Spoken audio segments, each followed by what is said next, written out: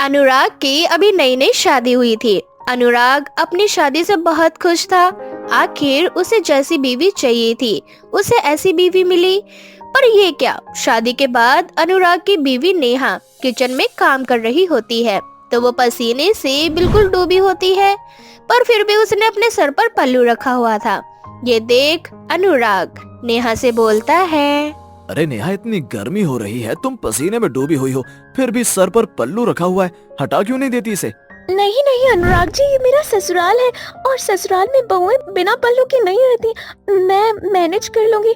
आप बस dining table पर मेरा और खाने का इंतजार कीजिए। ठीक है, जैसी तुम्हारी मर्जी। इतना बोलकर अनुराग वहाँ से चला जाता है। अब इसी तरह से कुछ दिन बीत जाते हैं, पर नेहा अपने सर से पल्लू गलती से भी नहीं हटने देती।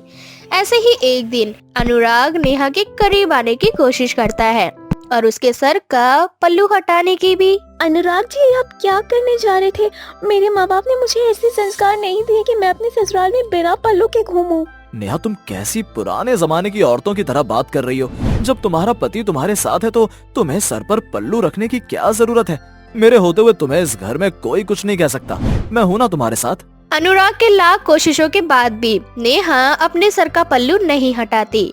अब अनुराग नेहा से नाराज हो जाता है और इसी तरह से उन दोनों के बीच अनबन होनी शुरू हो जाती है। ऐसे ही कुछ महीने बीत जाते हैं और एक रात जब नेहा सो रही होती है। कितनी भोली बीवी मिली है मुझे, जो सोते हुए भी सर से पल्लू नहीं हटाती। सर से पसीना टपकता जा रहा है, पर ये नहीं कि सर का पल्लू हटा लूं। पर कोई बात नहीं, ये सो रही है, मैं खुद ही इसके सर से पल्लू को हटा देता हूँ। इतना बोलकर अब अनुराग खुद नेहा के सर का पल्लू हटा देता है और वो देखता है कि नेहा गंजी है। गंजी बीवी देखकर अनुराग के पैरों तले जमीन खिसक जाती है और वो बहुत जोर से चीखने लगता है। नहीं, मुझे इतना बड़ा धोखा मेरे घर वाले नहीं दे सकते। मेरी बीवी गंजी नहीं हो सकती। अनुराग की आवाज सुनकर अब नेहा की भी आँख खुल जाती है और वो देखती है कि अनुराग को उसकी सच्चाई का पता चल चुका है। तो ये वजह थी तुम्हारी, जो तुम हर समय सर पर पल्लू रखती हो, और इसलिए तुम मुझे अपने पास नहीं आने देती थी और ना ही अपने सर का पल्लू हटाने देती थी। और हटाने भी क्यों देती? तुम गंजी जो हो। हाँ अनुराग जी, मैं बचपन से ही गंजी हूँ। मेरे सर पर कभी बाल आया ही नहीं। हर कोई मेरा मजाक उड़ाता रहा, इसलिए मैंने अपने सर को हर समय ढक कर रखना ही सही समझा। मेरी शादी मेरे गंजेपन होने की वजह से हो नहीं रही थी, इसलिए मजबूरन मेरे घर वालों को आपसे ये सच छुपाना पड़ा। पर मेरे घर वालों ने आपकी माँ को सारी सच्चाई बता दी थी। वाह, एक और नया झूठ। अगर मेरे घर वालों को तुम्हारी सच्चाई का पता होता तो मेरे घर वाले मेरी शादी कभी भी तुम जैसी गंजी लड़की से नहीं करवाते। आधी रात में नेहा और अनुराग की बहस होने लगती है।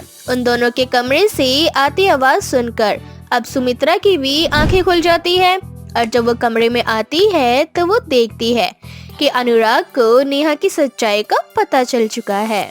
माँ, अच्छा हुआ जो आप आ गई। देखिए, ये गंजी लड़की अपना झूठ छुपाने के लिए आप पर घिनौने इल्जाम लगा रही है। कहती है कि इसके गंजे होने की सच्चाई इसके माँ बाप ने आपको बता रखी थी। अनुराग का गुस्सा देखकर सुमित्रा डर जाती है और घर की शांति के लिए अनुराग से झूठ कहती है। नहीं बेटा, मुझे तो पता ही नहीं था कि हमारी बहू गंजी है। अगर मुझे पता होता कि नेहा बहू गंजी है तो मैं अपने इतने हैंडसम बेटे से इस गंजी लड़के की शादी क्यों करवाती? माँ जी, आप इतना बड़ा झूठ कैसे कह सकते हैं? बेटा, तू अब छोड़ना इन सारी बातों को। अब हमारे घर ये गंजी हो या बाल वाली, ये घर की इज्जत है। भूल जा पुरानी बातों को। और बेटा, जब टकला है तो बाल की खेती भी हो ही जाएगी। इतना बोलकर सुमित्रा अनुराग को शांत करवाकर वहाँ से ले जाती है, पर नेहा अपनी सास सुमित्रा का ये रूप देखकर बहुत हैरान होती है। अब नेहा अगले दिन अपनी सास से इस बारे में बात करती है और सुमित्रा उसे सारा सच बताती है। नेहा बहू, कई बार घर की शांति बनाए रखने के लिए इस तरह के झूठ कहने पड़ते हैं। अगर मैं उससे ये झूठ नहीं बोलती तो अनुराग गुस्से में अंधा हो जाता और ना जाने क्या कर बैठता। बस इसीलिए मुझे ये सब कुछ करना पड़ा। पर माँ जी, क्या अनुराग जी अब मुझे अपना पाएंगे? मुझे बहुत डर लग रहा है। बहू, समय हर जख्म को भर देता है, तू फिक्र मत कर। जैसे जैसे दिन बीतेंगे अनुराग तुझे अपना लेगा। सुमित्रा के समझाने पर नेहा भी सुमित्रा की बात मान जाती है। अब इसी तरह से कुछ महीने बीत जाते हैं, पर अनुराग की नफरत कम नहीं होती और ऐसे ही एक दिन माँ कहाँ हो आप? देखो मैं आपके लिए नई बहू लेकर आया हूँ जिसके टकले पर आपकी उस गंजी बहू से ज्यादा बाल हैं। आपने तो उसे घर से नहीं निकाला, पर मैं अपने लिए अपनी पसंद की लड़की जरूर ले आया। आपने दूसरी शादी कर ली, पर क्यों? एक बार मेरे बारे में तो सोच लिया होता। आप पहले से ही शादीशुदा हैं, मैं आपकी बीवी हूँ, और आपने किसी और से शादी कर ली, वो भी सिर्फ इसलिए क्योंकि मैं गंजी हूँ। तुम मुझसे ये सवाल ना ही करो तो तुम्हारे लिए अच्छा होगा, टकली कहीं की। वैसे भी मैं तुम्हारी तरह धोखेबाज नहीं हूँ। मैं जो करता हूँ डंके की चोट पर करता हूँ। अब जाओ जाकर मेरी बीवी का गृह प्रवेश करवाओ, और डार्लिंग ये है तुम्हारी गंजी सौतन। अब बेचारी नेहा रोते हुए किचन में जाती है और अपने पति की लाई हुई अपने लिए सौतन का गृह प्रवेश करवाने की तैयारियां करने लगती है। पर ये सब कुछ सुमित्रा को रास नहीं आता और वह अनुराग को एक थप्पड़ लगाते हुए उससे कहती है, मुझे शर्म आती है तुझे अपना बेटा कहते हुए। अरे तेरी बीवी एक गरीब परिवार से है और एक हादसे में उसके बाल चले गए। उसके सर पर अब कभी बाल नहीं आ सकते, ये बात मुझे बहुत अच्छे से पता थी। पर मैंने तुझसे झूठ ये सोचकर कहा कि शायद समय के साथ तू अपनी बीवी को अपना लेगा, पर तूने क्या किया? तू अपनी गंजी बीवी के लिए सौतन ले आया। बेबी तुम्हारी माँ कितनी बुरी है, तुम्हारा बिल्कुल भी नहीं सोचती। तुम फिक्र मत करो, अब मैं आ गई हूँ, मैं तुम्हारा ख्याल रखूंगी। इस घर से कहीं नहीं जाऊंगी मैं। इतना बोलकर नेहा की सौतन घर में आ जाती है। पर समय के साथ अनुराग को अपनी गलती का पछतावा होता है। तो वहीं दूसरी ओर अनुराग की दूसरी बीवी कोई काम नहीं करती और न ही अनुराग पर ध्यान देती। तो वहीं नेहा इतना अत्याचार सहने के बाद भी अनुराग का ख्याल रखती है। ये देखकर अनुराग को अपनी गलती का अफसोस होता है और अनुराग की दूसरी बीवी मौका देखकर एक दिन घर छोड़कर भाग जाती है। जिसके बाद अनुराग अपनी पहली बीवी नेहा से माफी मांगता है और अपनी जिंदगी की एक नई शुरुआत करता है। राधा अपनी माँ सुनीता की सौतेली बेटी थी, इसलिए सुनीता हमेशा ये चाहती थी कि वो अपनी सौतेली बेटी से पीछा छुड़ा सके और इसलिए वो अपने पति से झूठ बोलकर राधा की शादी पीयूष नाम के एक गरीब लड़के से करवा देती है। शादी के बाद राधा जब अपने ससुराल में जाती है तो अपने ससुराल की गरीबी और आर्थिक स्थिति को देखकर बहुत ज्यादा हैरान हो जाती है और उसे देखकर बहुत दुख होता है कि उसकी सौतेली माँ ने उससे अपना पीछा छुड़ाने के लिए कैसे गरीब घर में उसकी शादी करवा दी। हे भगवान, आखिर तूने मेरी किस्मत में क्या लिखा है? पहले तूने मुझसे मेरी माँ छीन ली और अब मैं इतने गरीब ससुराल में कैसे रहूंगी?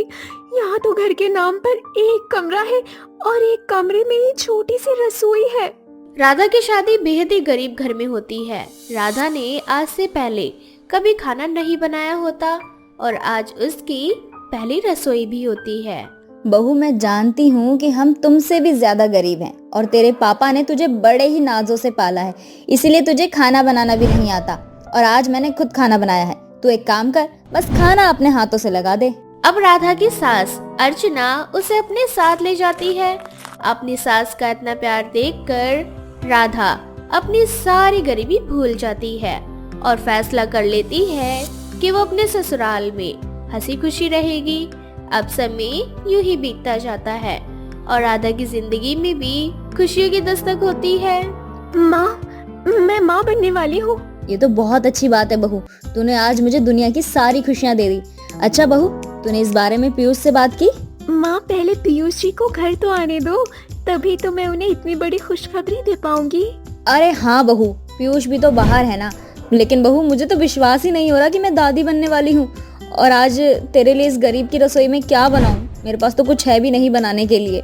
इतना बोलकर अर्चना चीनी के डब्बे में से थोड़ी सी चीनी निकालकर राधा को खिला देती है और इस तरह से दोनों सास बहू एक दूसरे का मुंह मीठा करवाती हैं।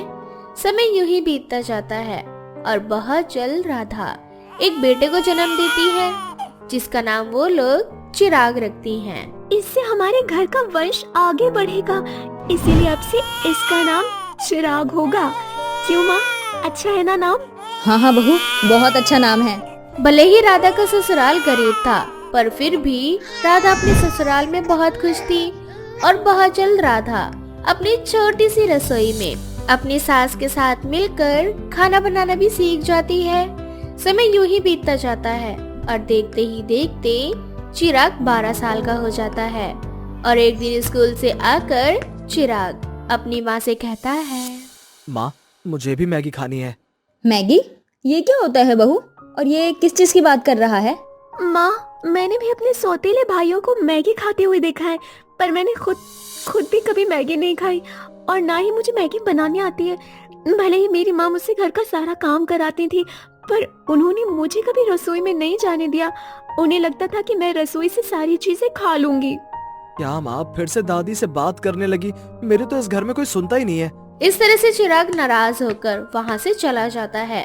शाम को जब पीयूष घर आता है तो अर्चना सारी बात पीयूष को बताती है। कोई बात नहीं राधा, और माँ भी चिराग नाराज है तो क्या हुआ, मैं कल शाम को आते हुए उसके लिए मैगी ले आऊंगा और दुकानदार से पूछ लूंगा कि ये मैगी बनती कैसे है। ये तो सही रहेगा। कल शाम को चिराग को खाने की जगह में मैगी ही मिलेगी और हमारा चिराग बहुत ज्यादा खुश हो जाएगा। अच्छा बेटा, तुम एक काम करना, मसालों का भी पूछ ही लेना मैगी में कौन कौन से मसाले पड़ते हैं, क्योंकि हमारी रसोई तो बहुत छोटी है और हमारे घर में तो सिर्फ जरूरत वाली सामान है। हाँ हाँ माँ, आपके पोते के लिए कल जब मैगी लेकर आऊंगा तो सब कुछ अच्छे से पूछ लूंगा।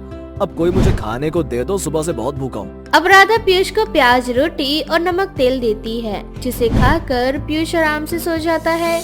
अगली शाम को जब पीयूष मैगी लेकर घर आ रहा होता है तब इसका रास्ते में एक्सीडेंट हो जाता है और मौके पर ही उसकी मौत हो जाती है। उसकी मौत के बाद राधा की गरीबी और ज्यादा बढ़ जाती है। अब उनके पास 2 समय का खाना भी नहीं होता और उसी में चिराग आए दिन अपनी माँ से कुछ न कुछ बनाने को कहता। दादी माँ से कहो ना कि आज वो मेरे लिए पोहे बनाए। मैंने पहले मैगी बनाने को बोला था पर किसी ने मुझे मैगी नहीं खिलाई। अब कम से कम पोहे तो खिलाई सकती है ना।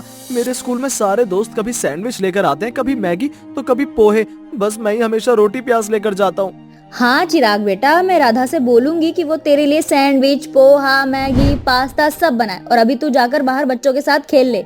ठीक है दादी। अर्चना के समझाने पर चिराग वहाँ से चला जाता है, जिसके बाद राधा फूट फूट कर रोने लगती है। माँ, मैं कैसी माँ हूँ जो अपने बच्चे को कुछ ढंग का खिला भी नहीं सकती। मैंने तो खाना बनाना भी यहाँ आकर सीखा है।